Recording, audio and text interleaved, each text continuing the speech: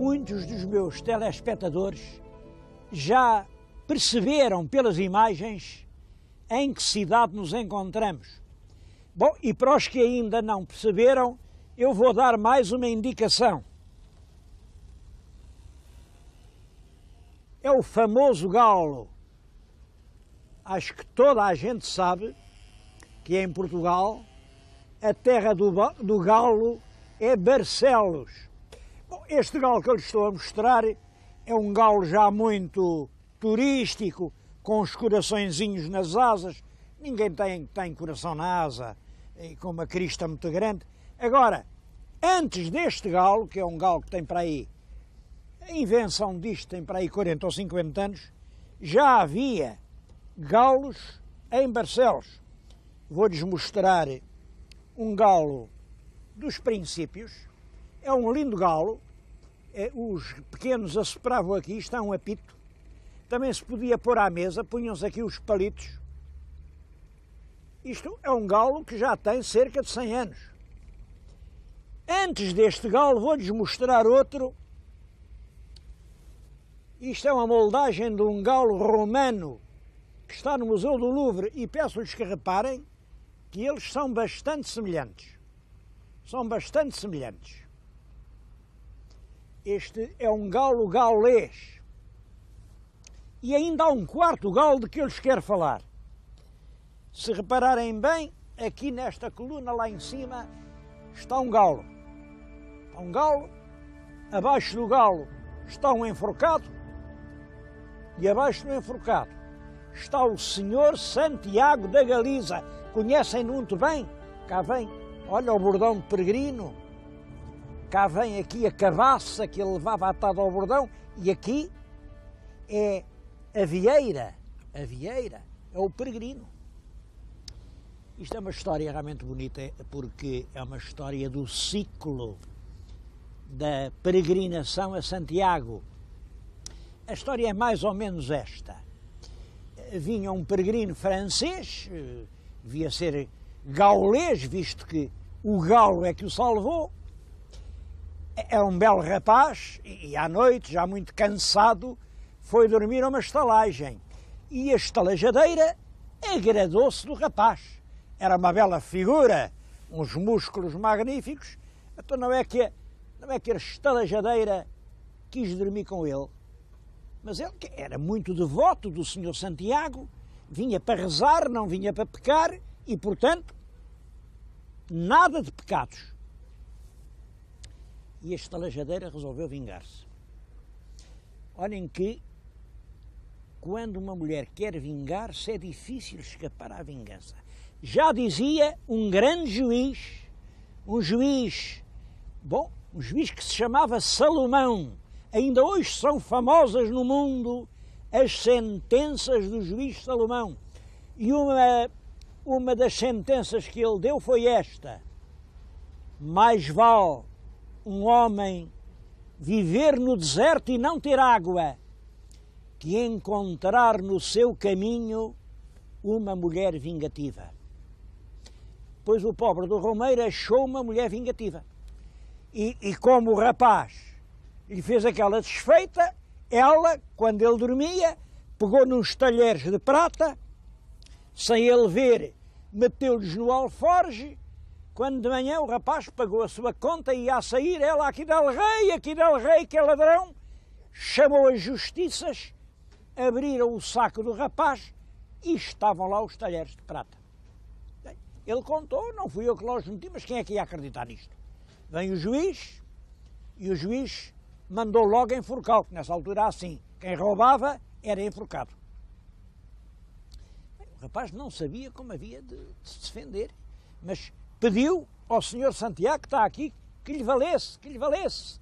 E então disse: ó Senhor Santiago, porque estava o juiz à mesa a comer um soberbo galo, um galo corado, era o galo. E o rapaz disse: Santiago, falei que aquele galo, diga que eu estou inocente. Então, mal o rapaz disse isso, o galo assado põe-se em pé, dá um cocorocó como se estivesse vivo E o juiz convenceu-se, claro, o juiz percebeu que um galo assado para cantar é porque o rapaz estava inocente. Esta lenda é curiosa, porque, é claro, apresenta o galo como quem revela a verdade. E não é a primeira vez, o galo tem muito prestígio, muito prestígio. Eu não gosto aqui de falar de bichos, acho que este programa, o bicho não é propriamente o tema do meu programa, mas é um animal cheio de prestígio. Sabem que, até no Novo Testamento, quando São Pedro sentia a sua fé vacilante e estava aflito, medroso, para negar que fosse discípulo de Cristo, e aí ouviu o galo cantar nos primeiros clarões da madrugada. Era o galo a aconselhá-lo a ser verdadeiro. O galo foi sempre isso, o anúncio da manhã, a manhã que desterra a treva, e a treva representa a morte, a luz representa a vida, e o galo é, portanto, o mensageiro da vida. Aqui, este galo de Barcelos, que está nesta coluna é uma coluna românica, parece que estava no campo da Forca e veio para aqui, naturalmente estava ali para mostrar aos pobres dos enforcados que até ao fim podia cantar um galo, podia haver ainda uma última esperança. Este padrão é o padrão da última esperança. Eu não sei se alguma vez o galo cantou, porque aqui o juiz tinha muita força e quando mandava enforcar, enforcavam mesmo.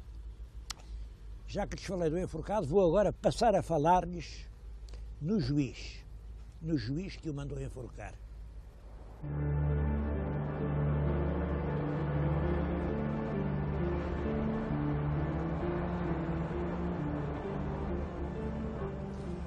É aqui a casa que agora está na nossa frente, o famoso Solar dos Pinheiros, era a casa do juiz, era o ouvidor do Conde de Barcelos, Dr. Pedro Esteves, que vivia ali. Bom, e a mim faz-me uma certa espécie.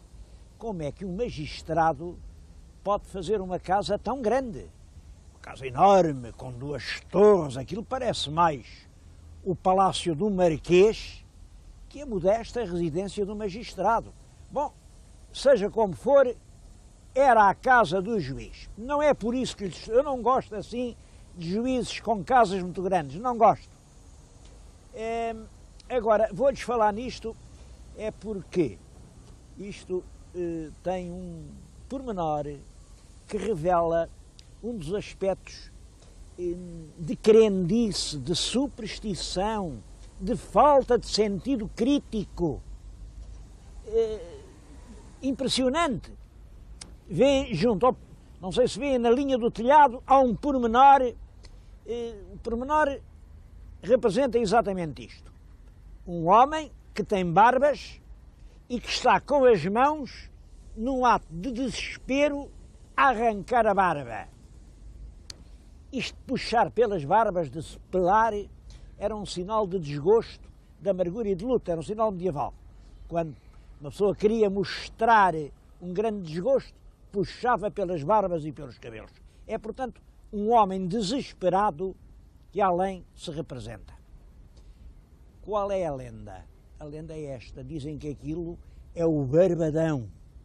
Ora, o Barbadão era um sapateiro de Veiros no Alentejo.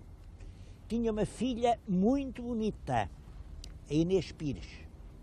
Bom, a filha era tão bonita que o Dom João, mestre de Avis, que veio a ser rei de Portugal, Dom João I, passou por lá, agradou-se daquela linda Inês e pronto, olha, agradou-se dela e fez-lhe um filho.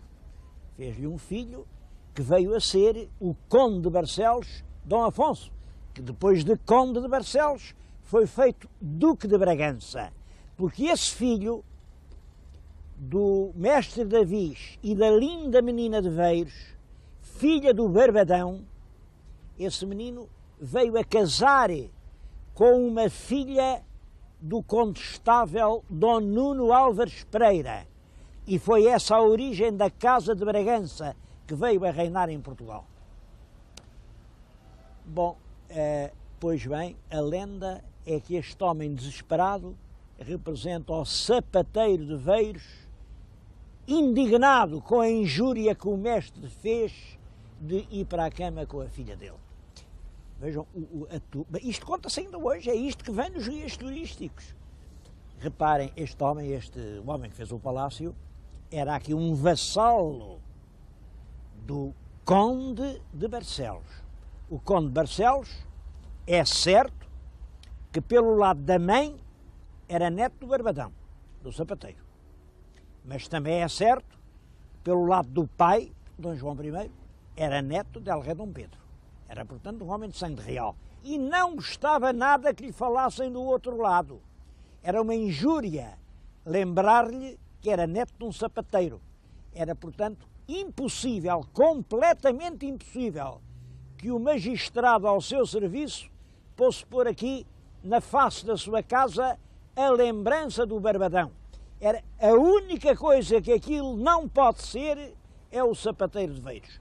Apesar desta evidência, ainda hoje se conta a mesma história.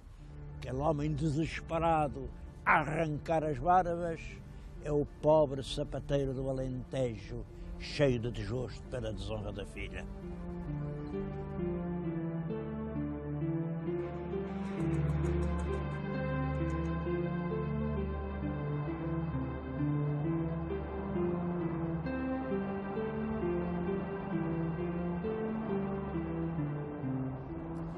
Essa figura do primeiro Duque de Bragança é realmente uma figura curiosa e mal conhecida.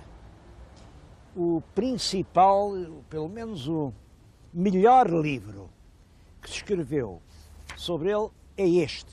É um livro que não teve grande difusão, mas é uma das obras da historiografia do nosso tempo, para mim, mais valiosas. Apresenta o Dom Afonso em todos os seus aspectos, nas várias fases da sua vida. O único aspecto que eu agora queria recordar é já uma altura em que ele era velho, porque, como já lhes disse, ele casou com uma filha do condestável Nuno Álvares Pereira, e daí teve 3 filhos. O mais velho era o Conde de Orém, um homem muito orgulhoso, que morreu solteiro. O segundo era o Conde de Arraiolos, que vem a ser o segundo Duque de Bragança, Dom Fernando, e a terceira, uma Dona Isabel. Uma Dona Isabel casou com o infante Dom João e ficou ligada, claro, à família real portuguesa. Mas depois enviuvou dessa mulher, enviuvou e já estava velho, tinha passado os 50, estava pesado, já... Nessa altura, aos 50 anos, um homem estava muito passado. Quando o pai, Dom João I, quis que ele casasse com uma jovenzinha de 12 anos, uma menina apenas saída da infância, uma menina que era a Dona Constança de Noronha. É essa mulher que o povo chamou durante longo tempo a Condessa Santa. Condessa porque era Condessa de Barcelos. Depois, quando o marido foi feito duque pelo infante Dom Pedro, ela ficou Duquesa de Bragança. Mas é curioso, ela própria nunca disse que era Condessa. O povo de Guimarães, onde ela viveu uma grande parte da vida, sempre a conheceu por Condessa, a Condessa Santa. Vejam a história de uma menina de 12 anos, casada com um velho já inválido, que não teve já filhos dele, com os enteados da idade dela. Eu penso que até o Dom Afonso, Conde de Orém, era mais velho do que ela, o Dom Conde de Arraiolos andaria pela idade dela. Nunca gostaram dela, porque é claro, quem é o filho que gosta ver o pai velho casado com uma senhora nova, nunca gostaram dela. E ela viveu tristemente numa completa solidão. O marido morreu e ela sobreviveu-lhe longamente, longamente. Tinha uma grande fortuna e toda a vida, tudo quanto tinha, o deu aos pobres.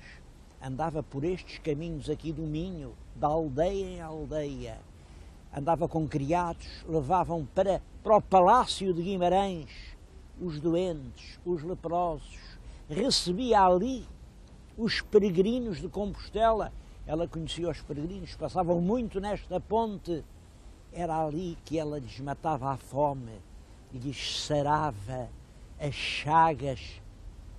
Ela própria, aquele jardim que hoje está diante do palácio, fez ali um horto com plantas medicinais e tinha médicos físicos que, com aqueles bálsamos, curavam todas as feridas e consolavam todas as misérias. Viveu inteiramente assim a vida inteira, morreu com fama de santa.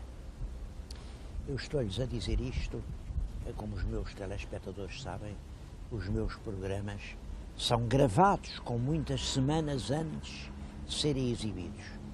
Estou-lhes a contar esta história de uma princesa que foi santa e viveu inteiramente para os desgraçados, numa altura em que o mundo está comovido com duas histórias de generosidade.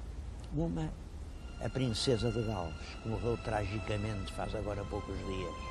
Outra, a Madre Teresa de Calcutá, que está ainda a aguardar o funeral, que será dentro de 3 dias. Ambas foram santas, tão santa como a nossa Duquesa de Bragança.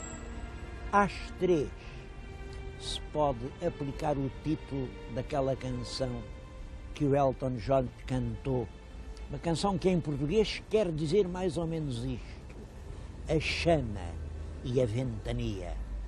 A chama é a caridade pessoal quem a acende, mas é a ventania que a apaga ou a conserva. E a nossa princesa santa, a ventania, foi adversária. Quando morreu, não tinha filhos, não tinha amigos, não tinha partido, não tinha imprensa, não tinha ninguém que falasse dela e caiu no mais completo esquecimento. Eu acho que foi a Providência que colocou esta minha vinda a Barcelos, neste momento em que toda a Europa culta está tão comovida. Venho também lembrar uma vela de santidade que ardeu aqui no Minho e que o vento do tempo apagou.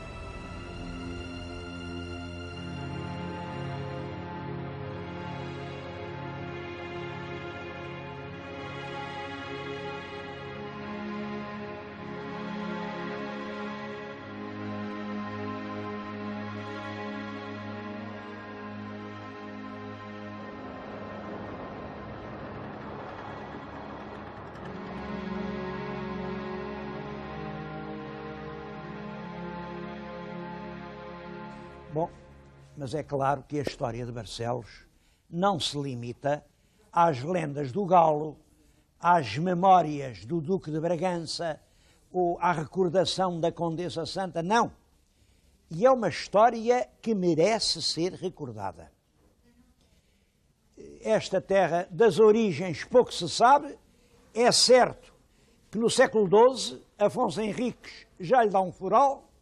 No século XIII isto é bastante rico para que o rei Dom Dinis tenha feito aqui a cabeça do primeiro condado português.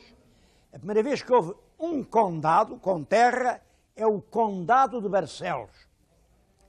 E o Dom Dinis faz isso para dar esse título de Conde de Barcelos ao principal fidalgo da sua corte, ao Mordomo Mor. Mordomo Mor é o primeiro dignitário da corte real. Bom, devo dizer que é um fator negativo, porque desde o momento em que isto é um condado, as rendas vão para o conde e tudo quanto isto produz sai da terra e vai para a casa condal. É claro que os condes não residem aqui. Em todo o caso, e apesar de Barcelos sofrer a pressão da vizinhança de Braga, a ilustre Braga dos arcebispos, ou de Guimarães, uma cidade com uma forte burguesia, ou estar perto do litoral, apesar disso, Barcelos cresce constantemente e dá-se esta coisa estranha. Em 1928, como sabem, em 1928, é no primeiro pós-guerra, é um período de grande declínio de toda a economia em Portugal, tudo parece descer, menos Barcelos.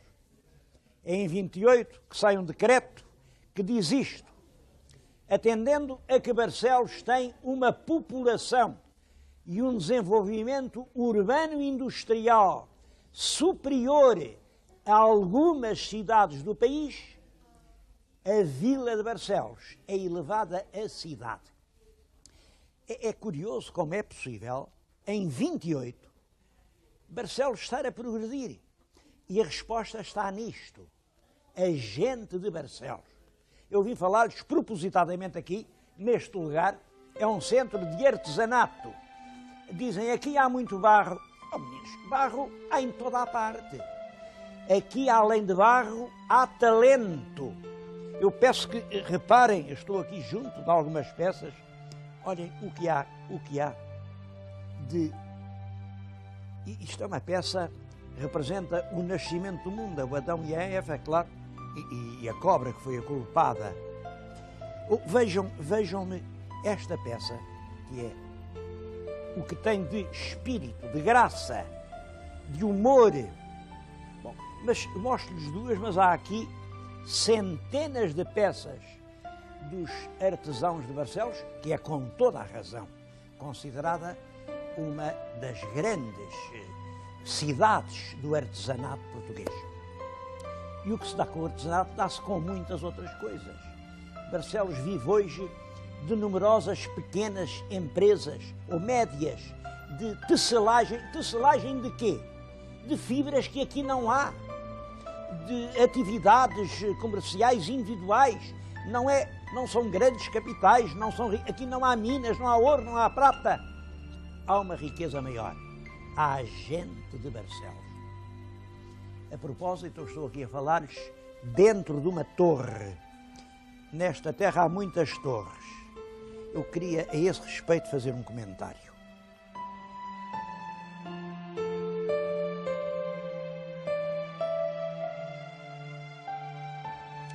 Não vamos agora ver as outras torres, porque, no fundo, elas são todas iguais.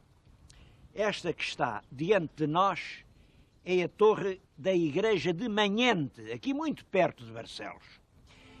A igreja, como veem, tem ainda um lindo portal românico do século XII ou XIII, aquelas 4 arquivoltas, todas com motivos geométricos, são realmente uma obra-prima. Mas o que é curioso é a torre. Esta torre não é para dar horas, não tem sinos. Ela estava outrora ligada à igreja por um passadiço. Portanto, a torre só servia para defender a igreja. Mas defender a igreja de quem? Bom, a torre é provavelmente do século XIII, talvez do período dionisino. Nessa altura já não havia mouros. Não havia também aqui nenhum castelo. Então, para que era a torre? Era exatamente para poder defender as pessoas da igreja no caso de serem atacadas. E atacadas por quem?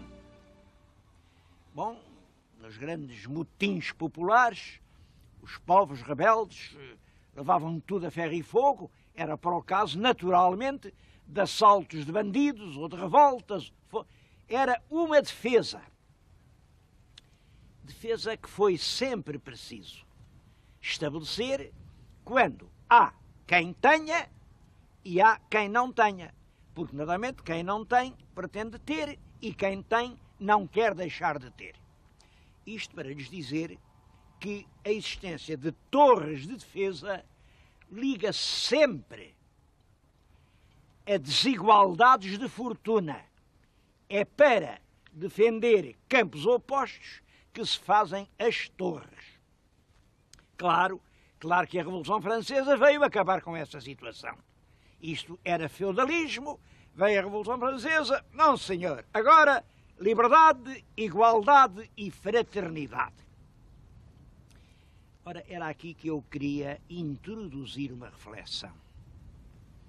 Agora já não há torres, mas as pessoas que têm muito residem em bairros protegidos com entradas onde toda a gente é identificada e com um pessoal de defesa a que se chama os seguranças.